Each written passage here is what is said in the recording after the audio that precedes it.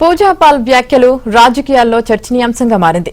ఈ క్రమంలోనే గంటల వ్యవధిలోనే ఎస్పీ అధినేత అఖిలేష్ యాదవ్ ఆమెపై చర్యలకు ఉపక్రమించారు.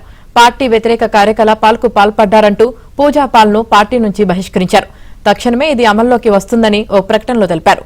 ముందస్తు హెచ్చరికలు ఉన్నప్పటికీ పార్టీకి నష్టం చేకూర్చారని పేర్కొంటూ అఖిలేష్ యాదవ్ ఆమెపై వేటు వేశారు. యూపీలో 2005లో బీఎస్పీ ఎమ్మెల్యే రాజూపాల్ హత్యకు గురికావడం అప్పట్లో సంచలనం రేపింది. పూజాపాల్తో వివాహమైన 10 రోజులకే రాజూపాల్ను గ్యాంగ్స్టర్ అతిక్ అహ్మద్ హత్య చేశాడు. ఆ తర్వాత వేర్వేరు కేసుల్లో అతిక్, అస్రాఫ్లు దోషులుగా తేలారు. 2023 ఏప్రిల్లో ఓ కేసు విచారణ సందర్భంగా వైద్య పరీక్షల కోసం తరలిస్తున్న సమయంలో జర్నలిస్టుల్లా వచ్చిన 3 వ్యక్తులు అతిక్, అస్రాఫ్లను తుపాకులతో కాల్చి చంపారు.